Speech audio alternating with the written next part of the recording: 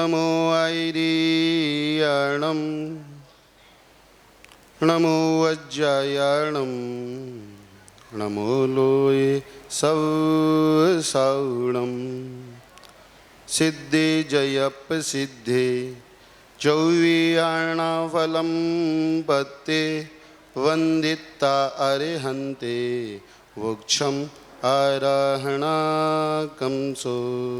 नमो अरिहन्ताणं नमो सिद्धाणं नमो ऐरियाणं नमो वज्रायाणं नमो लोये सवसावणं। जय बोलिए अनंत अनंत सिद्ध परमेष्टि भगवान की। देवादिदेव 1008 शांतिनाथ भगवान की। धर्म तीर्थ शासन नायक अंतिम तीर्थंकर भगवान महावीर स्वामी की। परम पूज्य गुणांगुरु समाधि सम्राट आचार्य श्री 108 सुमति सागर जी महाराज जी की। परम पूज्य गुरुदेव आचार्य श्री 108 विवेक सागर जी महाराज जी की। परम पूज्य आध्यात्म योगी आचार्य श्री 108 विशुद्ध सागर जी महाराज जी की। अहिंसामयी विश्व धर्म की। बोली विप्रन सागर जी गुरुदेव की। धर्म प्रेमी भव्यात्माओं, पर्वराज पर्युषण आत्म विशुद्धि का पर्व है और आज अंतरंग की संपूर्ण कालिमा को तिरोहित करने का दिन है। आज उत्तम तप धर्म का दिन है। अंतरंग के जो विकार हैं उन विकारों को तिरोहित करने का दिन है।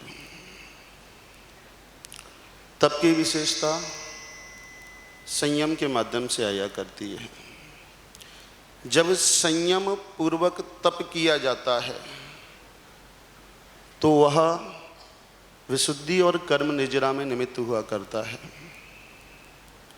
संसारी प्राणी नाना प्रकार से तप किया करते हैं, लेकिन सच्चा तप और अच्छा तप वही है जो कर्म क्षयार्थम तप्यते इति तपः, जो कर्मों के क्षय हेतु से किया जाता है वही तप सच्चा तप है, वही तप अच्छा तप है। तप के माध्यम से सभी प्रकार के कार्यों की सिद्धि हुआ करती है। कहा है कि यद्दूर यच्च दुरासाध्यम यच्च लोकत्रये स्थितिम अनर्घ्यम वस्तु तत्सर्वम प्राप्यते तपसा चिरात्। जो वस्तु बहुत दूर स्थित है, दुस्साध्य है, ऐसी वस्तु भी तप के माध्यम से सिद्ध हो जाया करती है।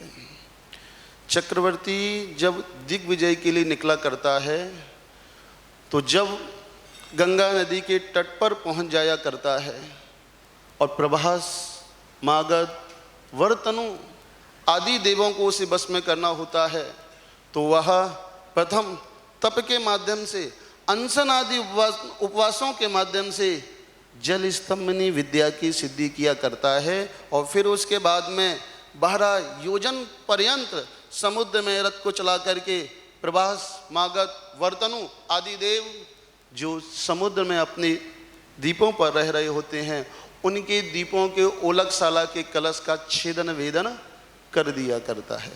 कहने का ऐसा उद्देश्य इतना सा ही है कि तप के माध्यम से लौकिक वे दुस्साध्य कार्य भी संपन्न हुआ करते हैं जिनकी परिकल्पना संसारी प्राणी नहीं कर सकता। और जब तप कर्म निजरा के निमित्त से किया जाता है, जब तप संपूर्ण इच्छाओं को तिरोहित करके किया जाता है तो वही तप आत्मा की सिद्धि को देने वाला हुआ करता है, आत्मा की विशुद्धि को बढ़ाने वाला हुआ करता है। यह तप परम पवित्र करने वाला हुआ करता है। इस तप का लक्षण ही बताया जाता है, इच्छा निरोधो तपः। जो इच्छाओं का निरोध किया जाता है, अंतरंग में नाना प्रकार की इच्छाएं बलवती हुआ करती हैं। व्यक्ति जब अपनी इच्छाओं को नियंत्रित करता जाता है, सीमित करता जाता है, समाप्त करता जाता है, उतना उतना अंतरंग की विशुद्धि के सोपानों पर चढ़ता हुआ तप के माध्यम से यह श्रेष्ठ विशुद्धि को प्राप्त करता है। कहा है कि ये जीवन श्रेष्ठ है भव्यों, कैसे धन्य बनाओगे। ये जीवन श्रेष्ठ है भव्यों, कैसे धन्य बनाओगे। गुरु चरणों में आकर के यहाँ सद्ज्ञान पाओगे। गुरु चरणों में आकर के यहाँ सद्ज्ञान पाओगे। ये मानव तन बड़ा दुर्लभ, बड़ी मुश्किल से मिलता है। इसे पाकर तपस्या का यहाँ कब रंग चढ़ाओगे। इसे पाकर तपस्या का यहाँ कब रंग चढ़ाओगे। मनुष्य जीवन की सार्थकता तप के माध्यम से हुआ करती है, और तप की यह विशिष्टता है कि यह मनुष्य पर्याय में ही उत्कृष्टता से किया जा सकता है। अन्य पर्यायों में उतनी उत्कृष्टता के साथ में नहीं किया जा सकता है। अन्य पर्यायों में नारकी और देव पर्याय में तो संयम भी संभव नहीं हुआ करता, तप की तो वहाँ परिकल्पना भी नहीं की जा सकती। तो भव्य प्राणियों, यह जब तप आत्म विशुद्धि के निमित्त से किया जाता है तो वह कर्मों को क्षय करने में निमित्त बन जाया करता है, कर्मों को क्षय करने में सहकारी हुआ करता है। तो यह इच्छा निरोधो तपः, अर्थात इच्छाओं को सीमित करना, इच्छाओं को कम करना, इच्छाओं को निष्कासित करना और इच्छाओं को समाप्त करना, जब इन सोपानों पर यह जीव चढ़ा करता है तो इच्छा निरोध के माध्यम से अपनी उस विशुद्धि को प्राप्त करने वाला हुआ करता है। और जब यह इस तप के माध्यम से, तप दो प्रकार के हुआ करते हैं, अंतरंग तप भी हुआ करते हैं और बहिरंग तप भी हुआ करते हैं। बहिरंग तपों को तपने में सारी दुनिया प्रवीण हुआ करती है। सभी धर्मों के और सठ दर्शनों के लोग उस बहिरंग तप को महत्व दिया करते, बहिरंग तपों को तपने वाले हुआ करते हैं। लेकिन अंतरंग तपों की यदि कहीं महत्वता है, अंतरंग तपों का किसी ने वर्णन किया है तो वह एकमात्र जैन दर्शन है। बाहर से अनशन आदि तप करने में सभी प्रवीण हुआ करते हैं। हम बाहर से भी तप करते हैं और अंतरंग के तपों को भी तपने वाले हुआ करते हैं। तप का उद्देश्य मात्र इस शरीर को सुखाना नहीं है।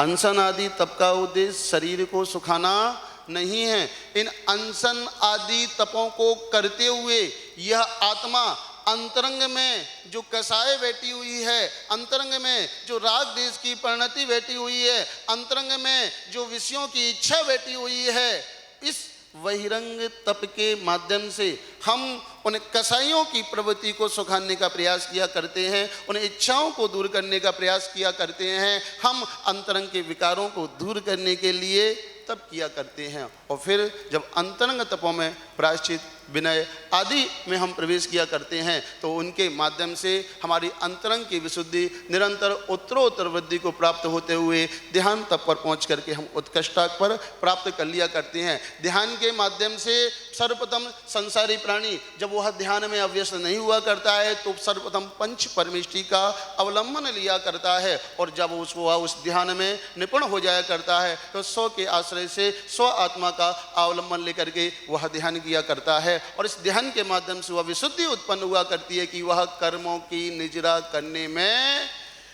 प्रबल बलवती हो जाया करता है, वो उन कर्मों की निजरा करने वाला बन जाया करता है। कल्याण मंदिर स्तुति में कहा भी है कि आत्मा मनीष वीर्यम त्वद्भेद बोध्या ध्यातो जिनेन्द्र भवती अभवत् प्रभावा पानीयमाप्यमृत में त्यनुचिन्ते भानं किं नामिनो विषविकारिमपाकरोति।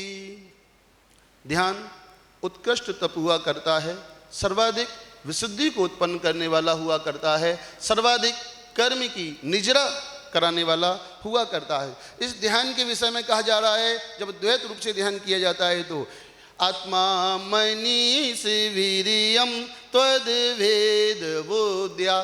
द्वैत भक्ति में प्रभु से कह रहे हैं कि जब यह भव्य प्राणी आपका अभेद बुद्धि से ध्यान किया करता है, तो जब अभेद बुद्धि से आपका ध्यान किया करता है तो वह आपके ही समान है, मैं आपके ही समान हूँ। जब इस प्रकार का ध्यान किया करता है तो वह अपनी विशुद्धि से इस प्रकार की विशुद्धि को उत्पन्न किया करता है कि वह प्रभु के समान ही प्रभाव वाला गुण वाला बन जाया करता है।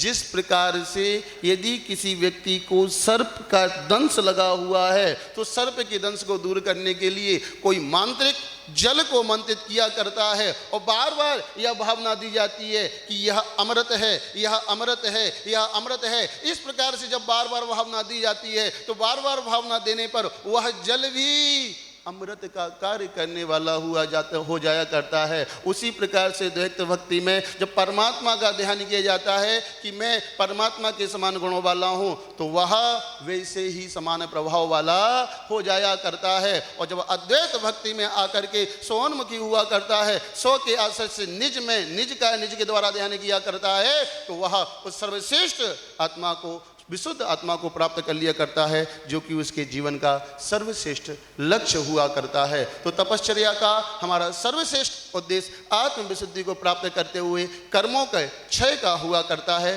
तपस्वी अपने जीवन में उस तपश्चर्या के माध्यम से सर्व कार्यों को सुलभ कर लिया करते हैं। अंत में कहूँगा कि तपस्वियों के जीवन में सुलभ हर कार्य होते हैं। तपश्चर्या के माध्यम से इस अन्य कार्यों की तो बात क्या कही जाए। जब निकांक्षित भाव से तपश्चर्या की जाती है तो वह रिद्धियों को उत्पन्न करने वाली हुआ करती है।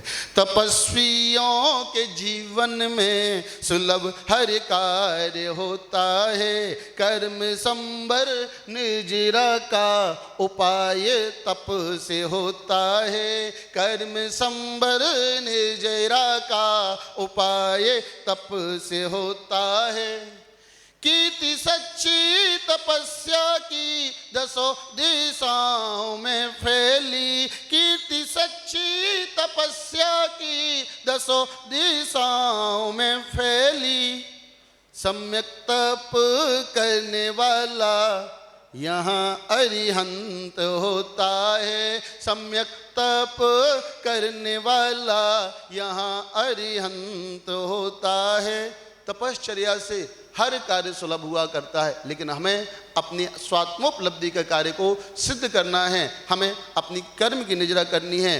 तपश्चर्या की प्रसिद्धि, कीर्ति, यश, ख्याति दसों दिशाओं में व्याप्त हुआ करती है। तपस्वी जनों को देख करके इंद्रों का भी मस्तक श्रद्धा से झुक जाया करता है। ऐसी सर्वश्रेष्ठ तपश्चर्या का उत्तम फल अरिहंत और सिद्ध अवस्था हुआ करता है। तो उस तपश्चर्या को हम अपने जीवन में अवश्य स्थान दें। प्रारंभिक अवस्था में अपनी इच्छाओं को व्यतिरेक करें, इच्छाओं को रोकें, इच्छाओं को निष्कासित करें और क्रम से उन 12 प्रकार के तपों को अपने जीवन में स्थान देते हुए आचार्य विशुद्ध सागर समान तपस्वी बन करके अपने जीवन में कर्मों की निजरा करें। इन्हीं सद्भावना के साथ जय बोलिए परम पूज्य आचार्य श्री 108 विशुद्ध सागर जी महाराज की अहिंसामयी विश्व धर्म की। जियो और जीने भी दो, अहिंसा परमो धर्म। सूत्र है जियो और, सूत्र है जियो और।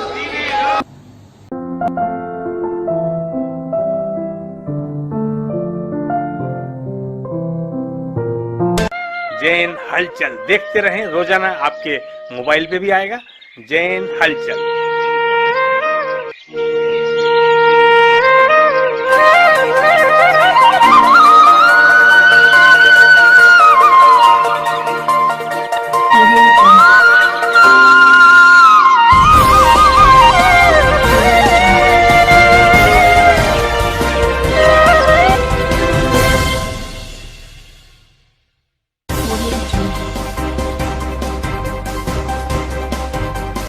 Audio Jungle.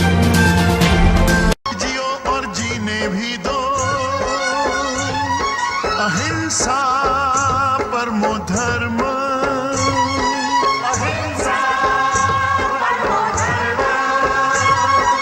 जीने का अधिकार है सबको, अहिंसा